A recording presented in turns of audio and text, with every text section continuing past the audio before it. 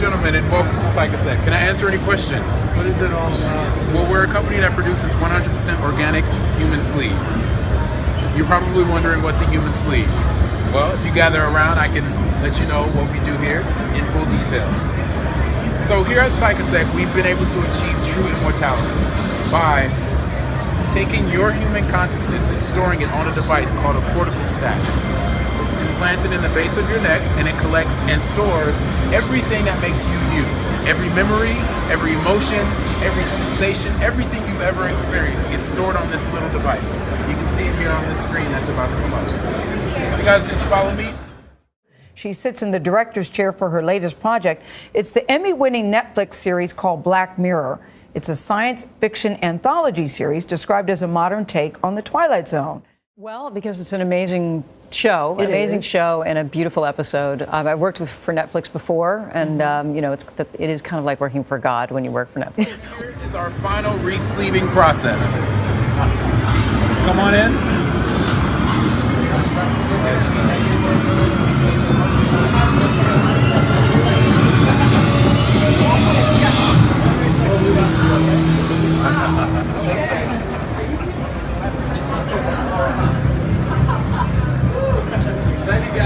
It's real.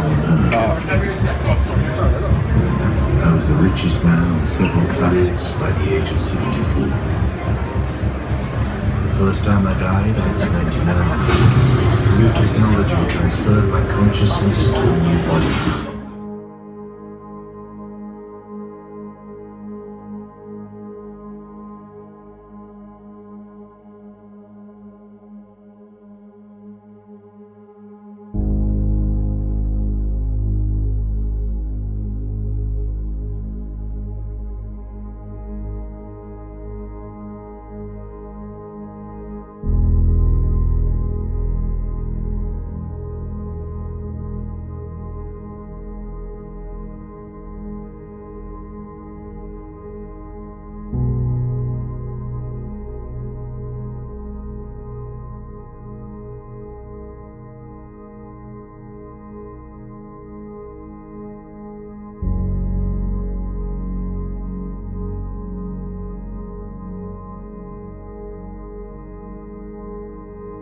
And I'm so happy that this isn't a panel consisting only of tech nerds like myself, because this is obviously not just a question of technology. It's a question very much about life, about humanity, about spirituality. What do we want, ultimately, to do with our technology? This is a question which, at the NIPS conference in California, I just came back from, 8,000 people trying to build this stuff, hardly ever came up.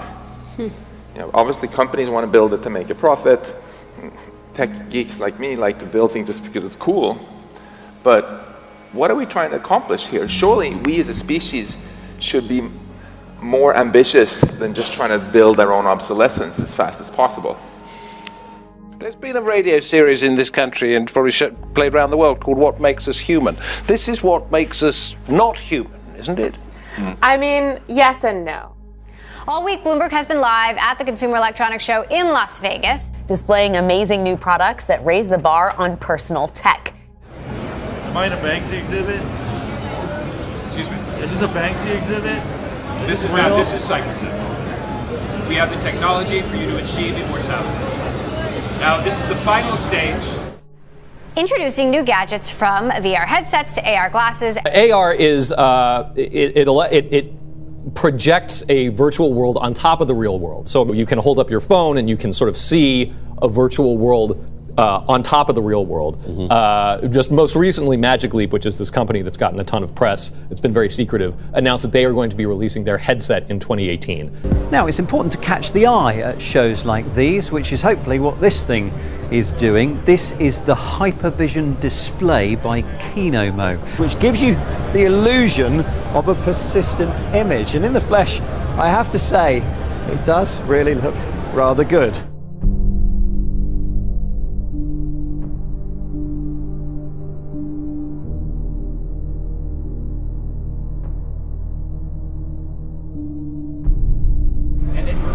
Everything that you've ever experienced in your life, from when you were a child to now. And we store it in a file called DHF, which is the digital human freight. Everything that makes you you is on this device. Now, all that information can be transferred over from the sleeve that you're currently occupying into the sleeve of your choosing. If this is also the attitude we're going to take towards machines, because we're stuck in this sort of carbon chauvinist attitude, that then that leads to one school of thought for what we should do. I have a number of AI colleagues who think what we should do is build enslaved gods, machines who are in all ways more competent than us, but they will only serve us, and then whoever controls that can control the world. We even had Putin saying not too long ago that whoever controls AI rules the world, and if we create the intelligence more powerful than humans, of course, whoever, it'll be that way. Which doesn't just pose a lot of ethical problems, but as I explore in my book, it's very likely that that enslaved God will eventually manage to also break out and might... There's several movies with that as a theme. Yeah, yes. There are plenty of movies.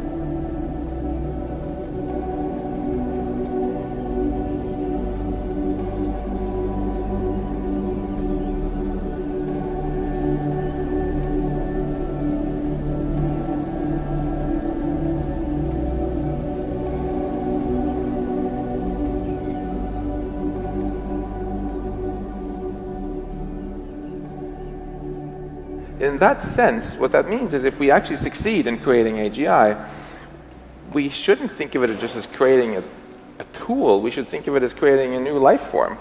And here I think the spiritual dimensions are really interesting, because I feel as a Westerner, raised in Sweden, a lot of people coming out of the have made this really ugly interpretation of the Judeo-Christian tradition of saying that, well, even animals are just tools for us to mistreat however we want, and factory farming and so on. And from that, it's very natural to take the next step and say, well, any machines are also just our slaves. But then there's obviously a fascinating moral dimension to all of this. If we choose to create another life form on Earth that's smarter than us, it's something we should think quite hard about. And if people aren't. At NIPS, people were running all these amazing AI systems that could even beat us in chess and Go and poker. Nobody even thought about the question of whether it was okay to switch them off at will and treat them badly. They just view this as silly, stupid fluff that people who are interested in philosophy worry about. But that's a little bit like we used to dismiss also the suffering of slaves and so on in the past. And I would just encourage us all to have a more broad-minded view of life.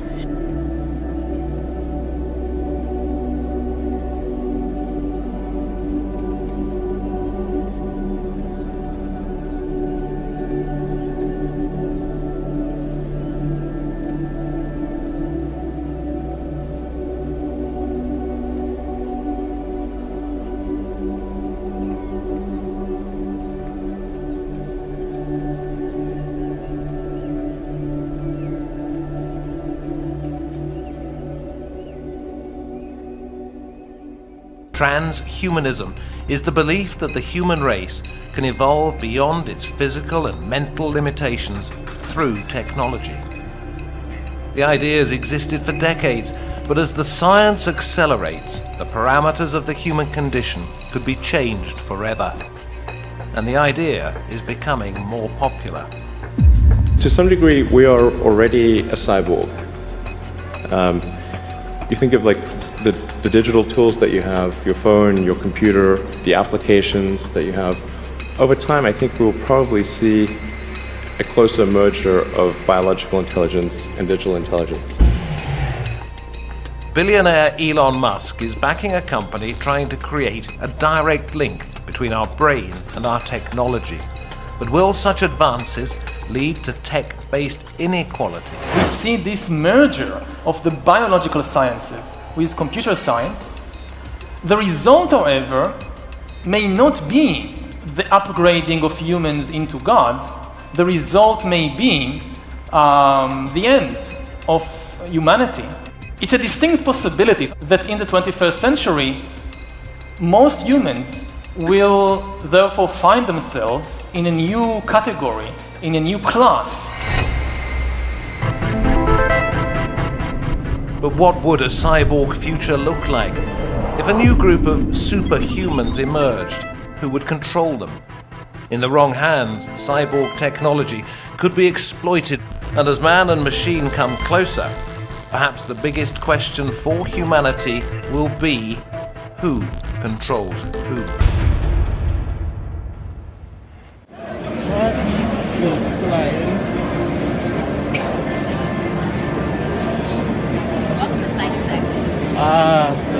I don't want to ask, but I still want to ask. What's going on here? What's this about?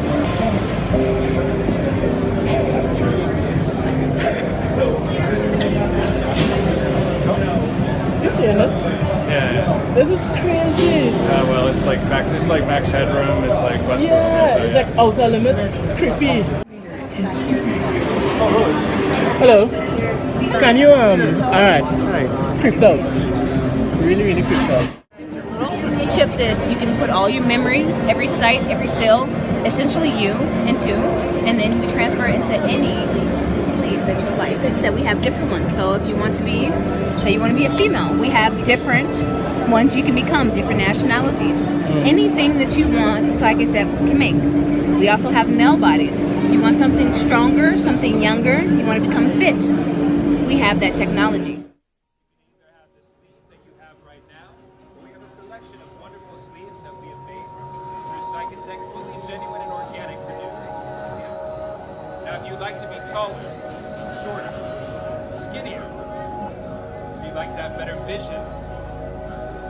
Maybe strengthen your body. You have the choice to choose a man or a woman's sleeve.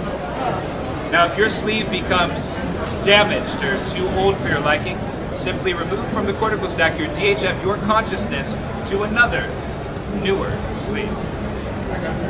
Any questions? Am I in a Banksy exhibit? Excuse me? Is this a Banksy exhibit? This is not, this is Cyclocid. We have the technology for you to achieve immortality. But the talk of the Consumer Electronics Show was also about a technological failure. The fair was plunged into darkness for 2 hours because of a power outage. Now, if only there was a gadget to prevent that. What stood out to you most, Mark? The blackout, definitely. That was the talk of the town. But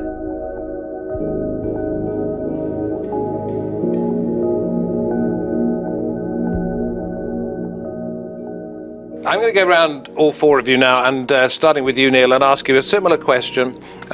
Is this the end of emotions? Because we know what we're told makes the world go round, and that is mystery. It is love, and you're taking the mystery out of life if you do this, aren't you, Neil? No, the more senses you have, the more you can perceive nature, so the more you can sense. You're taking something essentially human away, in your eyes, enhancing our abilities. It's taking what we are as humans, which is pretty cool anyway, but then taking it further, saying, well, we're all right as being a human, that's fine, but well, you know, it's getting a bit boring now. Let's go further. Let's have more sensory input, more means of communication. So we're taking our humanity and putting it on the table. It is going to change us, sure, because we're going to merge much more with the technology, and hence our emotions will change to some extent. Certainly our ethical standpoint, the values that we have, all of those things will be mixed. And also not always use the I as the point of reference. Even when we talk about I care about these others, what about the others for their own sake? And what about the possibility of the humility that we don't know everything and we are not actually in charge of everything, and that maybe there's something beyond what we know. Humility is not the characteristic quality of Silicon Valley, but I'm going to open this up. So part of the issue becomes is that, you know, yes, the reality is AI is here and it's going to evolve, But at the same time, we need to figure out, what civic society is going to look like and what the interfaces are going to be. For a long time, bricks and mortar shops have been trying to keep up with online retailers who have the added benefits of being able to keep track of their customers' habits as well as provide very easy ways of paying. Well, here's one way that we could see some of those features brought into the real world by retrofitting existing stores. iPolly just uses off-the-shelf cameras, one up here to track the customers and others underneath here to take a look at the products and the customers' interactions with them. But the real work is happening here in the AI algorithms, where it's recognizing all the products off the shelf and the customers' interactions with them. But the AI is using the main camera here to keep track of what customers are doing throughout the store. It can recognize faces, identify clothes, and follow their movements. Through the combination of the customer being recognized and the products that they're picking up being identified, when they get to the checkout, they don't even need to scan the items. They just need to pay. And if they agree to being remembered for next time, then all they need to do is go and pick up their products and they can take them away. I think most people out there are still totally in denial about the fact that AGI is gradually happening. I watched all the debates in the last presidential election, and none of the candidates even mentioned AI at all, even when they debated jobs, right? Most people I know, even very educated people, still think that intelligence is something mysterious, that can only exist in biological organisms, and therefore dismiss all this talk as just science fiction. All these galaxies out there are beautiful because we are consciously experiencing them. If there were no consciousness in our cosmos, these galaxies wouldn't be beautiful. They would just be a gigantic waste of space. Now, turning to your question, what would AI, if it's really smart, ultimately decide to do? I think to answer that, we first have to be clear on that the mind space available to design intelligence is vastly larger than the mind space available to an evolved intelligence. Do you think it's important to actually know what it is to be human before we jump into AI or AGI and be very clear about that? And secondly, is there a difference between wisdom and intelligence? And can it be very dangerous to have intelligence without wisdom? Can AI have wisdom? Intelligence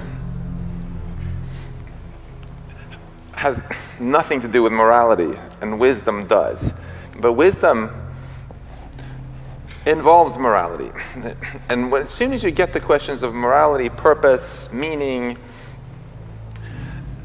you get into this fascinating controversy, which I think tech nerds like myself are often quite guilty about running, screaming away from. Many of my colleagues just completely dismiss this as just fluff. It's not in the equations of physics, so shut up, And I just want to push back on that a little bit. And I feel safe doing so in the presence of you. I feel that subjective experience is the only logical foundation one can have for morality, purpose, meaning, and so on. When we look around with our telescopes, we see that life itself is still an almost imperceptibly small perturbation on the seemingly dead and lifeless universe. And despite all the UFO news and the media cycle in the last 24 hours, we have not a shred of evidence yet that there's actually life with telescopes and internet anywhere out there in our observable universe. And many of my MIT students feel like, well, no point in thinking about these questions because we're so small and powerless, one little speck on this little planet in the solar system and the galaxy out of billions of others, and we live only 100 years, what's that in spark compared to... But actually, I've made an emotional U-turn myself in terms of from thinking they were utterly insignificant to very much the opposite, and I just want to end by sharing that personal experience. So I think it's quite likely that in the part of space that we call our universe, the spherical region light has reached us from so far, that we're the only life that's actually gotten to the point of telescopes, okay?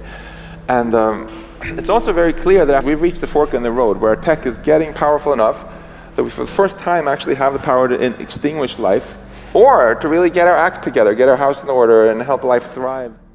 I think what we're doing is we're computationally empowering different parts of this complex system. Like the market, we already have a system that's out of control, opaque, and nearly autonomous. I think we agreed in Paris that there's no such thing as autonomy except maybe God, right? So I think what's happening is that my concern is that I think we're just going to make things more complex and more difficult and more powerful. And our systems that we have today, that our governments, our corporations, they're already kind of out of control and pointed in roughly the wrong direction. And I think what we're going to do is supercharge them to go reeling off in those bad directions. And so my concern is getting our house in order before, both ethically and sort of systemically, before this power comes.